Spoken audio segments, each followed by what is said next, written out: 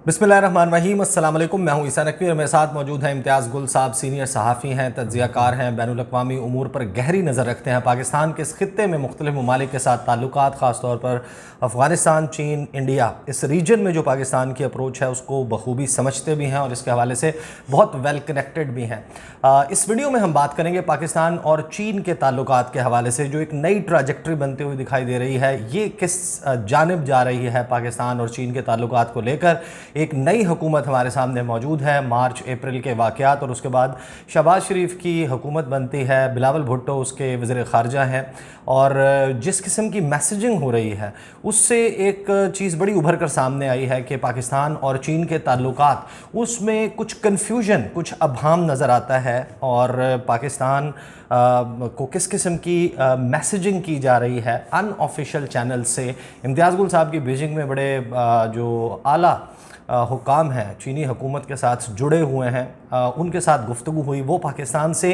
क्या चाहते हैं इस सारी सूरत हाल में जो इस वक्त बैनुल-अक़वामी मंजरनामा बना हुआ है, इम्तियाज़ गुल साहब से पूछेंगे। तकरीबन 9 से 10 आप समझ सकते हैं कि मुतालबा कह दें आप इसको, या इसको कह लें कि उनकी ख्वाहिशात हैं कि वो क्या चाहते हैं पाकिस्तान को एज़ अ फ्रेंड, कि पाकिस्तान क्या कुछ करे। इम्तियाज़ गुल साहब, आपने इसके हवाले से वीडियो भी की। पाकिस्तान और चीन के ताल्लुकात को आप समझते भी हैं और जो रिसेंट डेज़ में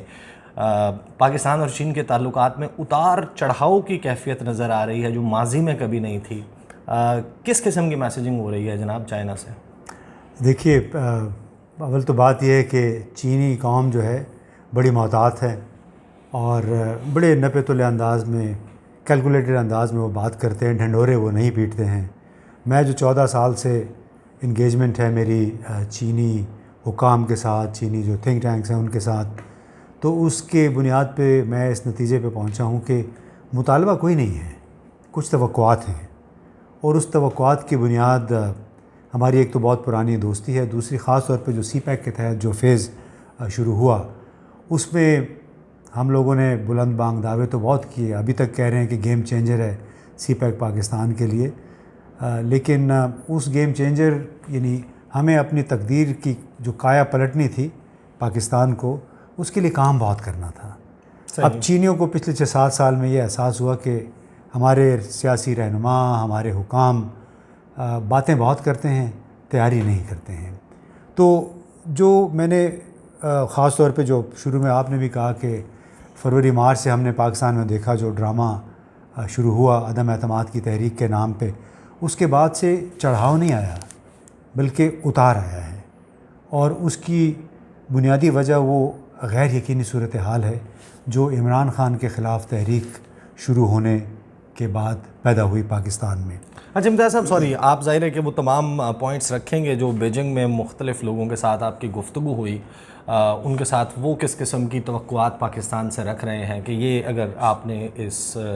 रिलेशनशिप को कंटिन्यू रखना है और इसको बेहतर बनाना है तो उसके लिए ये कुछ पाकिस्तान से तवक्को है कि वो ऐसा करे तो बेहतर होगा। ये बड़ा दावा होता है कि पाक चीन दोस्ती शहद से मीठी है, पहाड़ों से बुलंद है, अरेबियन सी से गहरी है, स्टील से सख्त है, बड़ी मजबूत है, ये सब कुछ बातें होती हैं। लेकिन एक मैसेजिंग जो आपने सियासी अदम इस्तेहकाम की बात की, ये मुसलसल की गई चीन की तरफ से। जब चीन के वज़ीर ख़ारजा वेंग यी, उन्होंने दौरा किया OIC के CFM में, काउंसिल ऑफ फॉरेन मिनिस्टर्स की मीटिंग से पहले जिस वक्त वो पहुँचे, उन्होंने वज़ीर ख़ारजा शाह महमूद कुरैशी के साथ एक प्रेस कॉन्फ्रेंस की। उसमें उन्होंने कहा कि हम चाहते हैं कि जो तमाम पॉलिटिकल स्टेक होल्डर्स हैं, जो तमाम स्टेक होल्डर्स हैं पाकिस्तान में, वो यकीनी बनाएं कि पाकिस्तान में सियासी इस्तेहकाम हो और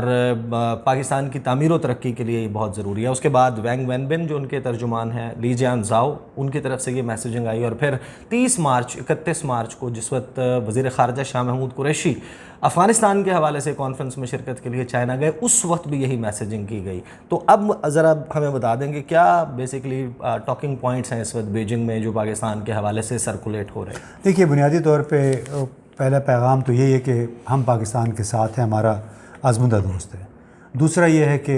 हमें पाकिस्तान का इस्तेहकाम, सियासी इस्तेहकाम मकसूद है।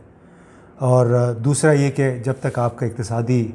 सियासी इस्तेहकाम नहीं होगा, आप इक़्तिसादी तौर पे तरक्की नहीं कर सकते। लेकिन इक़्तिसादी तौर पे आप तरक्की नहीं कर सकेंगे अगर इस मुल्क में इंतकामी और एहतजाजी सियासत का सिलसिला जारी रहेगा और इसका इशारा जो हमने महसूस किया वो तमाम जमातों की तरफ है, सिर्फ़ एक जमात की तरफ नहीं है। उसमें तमाम जो स्टेक होल्डर्स हैं उनको एड्रेस किया गया कि आप ये वक्तन फ़वक्तन लॉन्ग मार्च और एहतजाज और पता नहीं क्या क्या नाम से पूरी ज़िंदगी को डिसरप्ट करने की कोशिश की जाती है। और दूसरा उन्होंने एक पैगाम ये है कि अगर आपका ये सिलसिला जारी रहा, आप अपने फिर स्पेशल इकनॉमिक जोन्स जो CPEC के तहत हमने वादा किए थे, आपने भी मांगे थे, उस पर अमल दरामद नहीं होगा, वो अमल दरामद नहीं होगा तो आप इंडस्ट्रियलाइजेशन नहीं होगी, इंडस्ट्रियलाइजेशन नहीं होगी तो आप यूं ही कशकोल लिए कभी IMF के साथ $500 मिलियन के लिए, कभी $1 बिलियन के लिए ख्वार होते रहेंगे। हालांकि आपको पता है कि IMF के जितने भी पैकेजेस हैं वो किसी मुल्क को कर्ज तरह दबाना, अपने शिकंजे में बिल्कुल जकड़ने के मुतरादिफ होता है। उससे आपकी तरक्की नहीं होती बल्कि आप मज़ीद मकरूज़ हो जाते हैं। तो बड़ा ज़रूरी है कि आप सनतों को एक्टिवेट करें, आप स्पेशल इकनॉमिक जोन्स को बनाएं। सबसे बड़ा जो पैगाम है वो ये है कि आप ये नाराबाजी ना करें और अपना जो शाहाना तर्ज़ ज़िंदगी है, तर्ज़ हुक्मरानी, आपने देखा ना जो प्रोटोकॉल जिस तरह होता है कि वज़ीर साहब जा रहे हैं तो 10 गाड़ियाँ हैं, वज़ीर आज़म जा रहे हैं तो 35 गाड़ियों जा रही हैं, पूरी मार्केट ब्लॉक हो गई है, गार्ड्स खड़े हुए हैं, सड़क बंद कर देते हैं, आधा घंटा लोग गर्मी में ख्वार हो रहे हैं। तो उनका एक पैगाम बिलवास्ता तौर पे ये भी था, जो हमारी बातचीत अपने दोस्तों से हुई, कि ये एक तरफ से आप कहते हैं हमारे पास पैसे नहीं हैं, दूसरी तरफ आप कह रहे इस अंदाज में रह रहे हैं, ये भी तो कर्ज के पैसे हैं। जिन गाड़ियों में सफ़र करते हैं, जिन जहाज़ों में आप जाते हैं, जो तेल इस्तेमाल होता है वो हमारा कर्ज का मुअख्खर डिफर्ड पेमेंट्स पे वो तेल है। ये सारी बातें उनको पता है, हम ये हमारे लोग उनको बेवकूफ़ क्यों समझते हैं। फिर उनका ये भी कहना था कि हमें पता है आपकी मुश्किलात हैं अमेरिका के साथ, आपने बैलेंस रखना है, यानी तवाज़ुन कायम करना है हमारे साथ ताल्लुकात में और उनके साथ, लेकिन इन ताल्लुकात में हमारे साथ दोगलापन ना करें। अच्छा, ये एक बड़ा वाज़ेह पैगाम है कि ये जो चूँ चलाकी है, धोखे हैं या दोगलापन है, ये ना करें। गुज़िश्ता 1 साल से ज़्यादा हो गया है, उनको कुछ शक हुआ था कि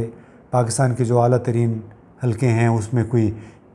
झुकाव शायद अमेरिका की तरफ नज़र आ रहा था। सही। अब उसके नतीजे में आपने देख भी लिया कि जो हुकूमत आई इमरान खान से जान छुड़ाने के बाद, उसके बारे में भी तासुर पूरे पाकिस्तान में इमरान खान ने लोगों के गले में डाल दिया, जहनों में डाल दिया कि ये तो इम्पोर्टेड हुकूमत है। अब इम्पोर्टेड हुकूमत ज़ाहिर है चीनी या दूसरे लोग बच्चे तो नहीं हैं, वो भी अपनी तहकीक तो करते हैं, तो उनके जहन में भी ये बैठ गया है कि चूँकि इन्होंने पाकिस्तान की क़यादत ने हमारी तरफ से रुख थोड़ा सा मोड़ा है, अपना बोझ जो तराजू है अमेरिका की तरफ कर दिया या उसके इत्तेहादियों की तरफ, लिहाजा हमें क्या ज़रूरत है। अब उन्होंने अब फिर इस वजह से थोड़ा सा, मैं समझता हूँ, अल्लाह करे मैं गलत हूँ, कि उन्होंने थोड़ा सा स्केल डाउन कर दिया हमारे साथ ताल्लुकात को। और उसका अंदाज़ा आप इससे लगाएं कि जो $2.3 अरब का कर्ज़ा हमें मिला है, ये एक नया कर्ज़ा है, 3 बैंकों के कंसोर्शियम ने दिया। अगरचे वो ज़ाहिर है वहाँ तो जब तक हुकूमत ओके नहीं करती वो कर्ज़ा नहीं ले सकता, लेकिन उन्होंने इस मरतबा मेहरबानी ये की कि जो बिला सूद के जो पहले $4 बिलियन का कर्ज़ा था उसको भुला के उन्होंने 4 या 3% शरह सूद पे ये हमें उन्होंने कर्ज़ा दे दिया है कि चलें आप अपना वक्त निकाल लें, क्योंकि उनको बार बार उनको ये भी मालूम है कि IMF ने हमें वो $1 अरब देने थे, उसकी खातिर उन्होंने पाकिस्तान के साथ बिल्कुल जैसे झगड़ लिया जो पाकिस्तान को कि ये टैक्स लगा दें। और अब इतला आ रही है, मिफ्ता इस्माइल कह रहे हैं, शहबाज शरीफ कह रहे हैं कि बिजली नहीं आएगी, मिफ्ता इस्माइल कह रहे हैं कि 1 जुलाई से या जुलाई के महीने में पेट्रोल भी ज़्यादा होगा और बिजली भी मज़ीद अभी 40-50 रुपये बिल्कुल पेट्रोल की कीमतें और बढ़ेंगी, बिजली की कीमत और बढ़ेगी। सही, यानी उन्होंने तमाम तर शराइत IMF ने मंगवा ली। और इसकी तरफ इशारे देखें, बैनुल-अक़वामी ताल्लुकात में जो लोग भी हैं, फिर चीन दूसरी बड़ी ताकत बन गया है। अब वो बच्चे तो नहीं हैं, उनको सब मालूम है कि मग़रिब ममालिक पाकिस्तान से क्या चाहते हैं। अब फ़र्क क्या है, हमें ये भी जहन में रखना चाहिए सही कि जो चीन है वो आपको हाथ से पकड़ के, उंगली से पकड़ के आपको सहारा देता है इक़्तिसादी इमदाद के ज़रिए। जो कुछ उन्होंने कहा, ये $20-25 अरब जो उन्होंने 4 साल में लगा लिए पाकिस्तान में, उसके पीछे ये था कि ठीक है, ज़ाहिर है उनकी अपनी भी ज़रूरत है, ये हम नहीं कहते कि वो बड़े हमारे लिए दरिया दिल हैं और उनकी अपनी भी ज़रूरियात हैं, लेकिन उस ज़रूरियात के तहत वो आपके हाथ पकड़ के चलते हैं, रहनुमाई करते हैं, बरक्स मग़रिब के या अमेरिका के जो आपका हाथ मरोड़ता है, आपका हाथ भी मरोड़ता है, ब्लैकमेल भी लेकिन करता इसके है। बावजूद मैसेज यानी कि चीन का यह है कि ये ब्लैंक चेक नहीं है पाकिस्तान और चीन की दोस्ती के आप जिस तरह चाहें जब चाहें इस्तेमाल करें, और फिर यहाँ से मैसेजेस जाएं कि बेगर्स आर नॉट चूज़र्स, हम उनके बगैर अपनी पॉलिसी नहीं बना सकते, अमेरिका के वेंटिलेटर्स लगे हुए हैं पाकिस्तानी मईशत को, पाकिस्तान सरवाइव नहीं कर सकता अमेरिका और उसके ब्लॉक के बगैर। इस मैसेजिंग और ये जो सारा कुछ हुआ, आपको लगता है कि इसी का ताल्लुक है कि जब ब्रिक्स समिट में जो उसके साइड लाइंस पर डेवलपमेंट फोरम, जहाँ पर अब ये पता चल रहा है कि ईरान और अर्जेंटीना समेत कुछ ममालिक हैं जिन्होंने मेंबरशिप के लिए भी अप्लाई कर दिया है, और ब्रिक्स प्लस जो है वो एक नया फॉर्मेट बन रहा है ग्लोबल साउथ के मसाइल को एड्रेस करने के लिए, उसमें जो पाकिस्तान को इन्विटेशन की 2017 से बात चल रही थी और इस मौके के ऊपर भी थी, लेकिन जब इंडिया ने ब्लॉक किया तो आपको लगता है कि चाइना ने जो इसरार नहीं किया या रूस ने इसरार नहीं किया, वो डिप्लोमेटिकली ये असर्ट कर सकते थे पॉइंट अपना और भारत को मना सकते थे कि हाँ पाकिस्तान को बुलाना है, बट यू थिंक कि that is one of the reasons के उन्होंने they did not go to the extent के वहाँ पर वो अपना डिप्लोमेटिक प्रेशर इस्तेमाल करके पाकिस्तान को इन्विटेशन इंश्योर करते? देखिए जी, मैं तो ये जो ताज़ा तरीन जो वाक़या हुआ कि पाकिस्तान को इस तरक्याती फ़ोरम में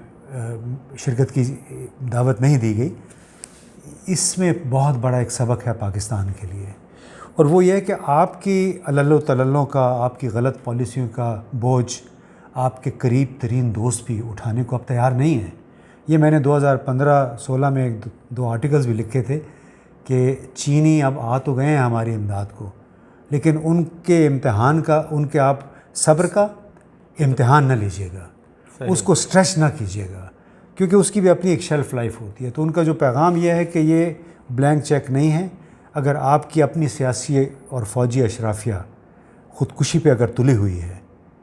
उसमें चीन भी आपको नहीं बचा सकता। ये एक बड़ा खुला पैगाम है वहाँ से, क्योंकि पॉलिसियाँ हम गलत करें, कदम हम गलत उठाएं और फिर हम तवक्को करें कि चीन हमें आके बचा ले। उन्होंने साथ एक और पैगाम ये भी कहा कि 3-4 साल पहले तक हालात बड़े अच्छे थे, अब कोरोना जब से आया तो हम भी ख़ुद भी मुश्किल में फंस गए हैं। तो कसाद बाज़ारी के इस ज़माने में हमसे कोई तवक्कुआत ज़्यादा ना रखें कि अब जो जिस इन्फ्लेशन ने, जिस कसाद बाज़ारी ने चीन समेत ग्लोबल साउथ को, पूरी दुनिया को जकड़ा हुआ है, वहाँ पर इतना क्वेश्चन मौजूद नहीं है कि आपको जब जिस तरीके से चाहेंगे हम बेल आउट कर नहीं। सकें। उन्होंने ये भी मैसेज था कि हमने जो कुछ हासिल किया, हम अमेरिका के करीब पहुँचे हैं, या इस मकाम तक अगर पहुँचे, अमेरिका का नाम ना भी लें, तो 40 साल यानी 1980 की दहाई से लेके पिछले अब तक 40 साल की मेहनत शाका है, रिफॉर्म का एक प्रोसेस है, उसके ज़रिए हमने बड़ी मुश्किल से एक मकाम हासिल किया। अब ये नहीं हो सकता कि किसी दूसरे दोस्त मुल्क की मुसलसल गलत पॉलिसियों की नज़र कर दें हम उस तरक्की के जो सम्राट हैं। पाकिस्तान में जो एहतसाब का अमल है उसके हवाले से भी कोई गुफ्तगू? जी, उन्होंने ये भी कहा है कि देखें, एहतसाब बड़ी अच्छी बात है, लेकिन शी जिनपिंग जब सदर बने 2012 में, तो उन्होंने एहतसाब का अमल उस वक्त शुरू किया जब उनके रिफ़ॉर्म प्रोसेस को 30 बरस का अरसा हो चुका था। उस दौरान तरक्की का अमल बहुत मुस्तहकम हो चुका था। उसके बाद उन्होंने Aahista Aahista peoples liberation army और जो कम्युनिस्ट पार्टी है उसके लोगों को पकड़ना शुरू किया। वो काम के पीछे गए, कई हज़ार लोगों को नौकरियों से फारिग किया गया, जेलों में डाला गया, 2-4 को फांसी भी हुई है। लेकिन ये उन्होंने उस वक्त किया जब तरक्की एक ख़ास लेवल पे पहुंच चुकी थी। हमारे यहाँ तो उल्टी गंगा बह गई। जो इदारे कहते थे, जो लोग कहते थे कि यहाँ पे कड़ा एहतसाब होगा, उन्होंने एहतसाब की ज़द में जो लोग आए हुए थे उनको हमारे सरों पे ला के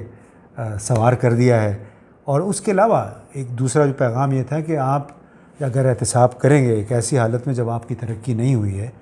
तो ये गलत भी हो सकता है, क्योंकि फिर आप फ़ैसला साजी को डिस्करेज करेंगे, आप मंसूबों पे अमल दरामद को स्लो कर देंगे और उससे आपके अंदर एक बहुत बड़ा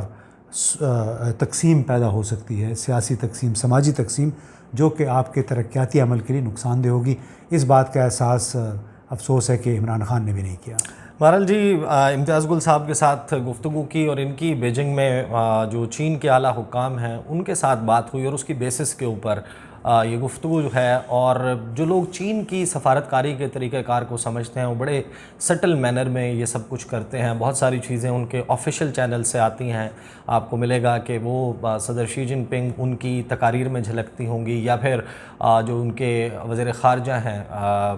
वैंग जी उनकी गुफ्तगू में, और फिर जो उनके वज़ारत ख़ारजा के तर्जुमान हैं हुआ चुनयिंग हो, वैन बेन हो, या फिर ली जियांज़ाओ, उनकी गुफ्तगू में नज़र आएगा। लेकिन फिर बहुत सारी चीज़ें वो अनऑफिशियल चैनल से करते हैं। उनके जो स्टेट मीडिया है वहाँ पर जो जितना भी मीडिया काम करता है वो चीन की हुकूमत के ज़ेर असर काम करता है, उसके ज़रिए भी मैसेजिंग की जाती है। आप ग्लोबल टाइम्स को फॉलो करेंगे, CGTN को फॉलो करेंगे, शिन्हुआ को फॉलो करेंगे, तो फिर वहाँ से आपको पता चलता है कि क्या थॉट प्रोसेस चल रहा है। और फिर जो उनके थिंक टैंक के लेवल के और जो मुख्तलिफ कमेटीज़ बनी हुई हैं उनके लेवल पर जो अनऑफिशियल डिस्कशन होती है उसमें वो अपनी रिजेंटमेंट्स, अपनी एक्सपेक्टेशंस उसको जो है वो कन्वे करते हैं। और पाकिस्तान के साथ भी अब अनऑफिशियल चैनल से जो चीन की जानिब से एक थोड़ा सा मुस्तरब होकर ये बातचीत करना, ये पाकिस्तान के फ़ैसला साज़ों के लिए, पॉलिसी साज़ों के लिए लम्हे फ़िक्र है कि वो इस सारे मामले को देखें और पाकिस्तान और चीन के ताल्लुकात को अपनी दाखिली सियासत और उसमें अपने इंडिविजुअल गेंस का शिकार ना करें। डिप्लोमेसी एक कंटिन्यूस प्रोसेस है, ये एक इवेंट का नाम नहीं है, और रियासत की पॉलिसी चलती है। एक चेहरा तब्दील होने से हुकूमत में आप अपनी किसी दूसरे मुल्क के साथ ताल्लुकात को यकसर तब्दील नहीं कर सकते। These are the details. मुझे और इम्तियाज़ गुल साहब को इजाज़त दीजिए, इंशाल्लाह अगली वीडियो में मुलाकात होगी। अल्लाह हाफ़िज़।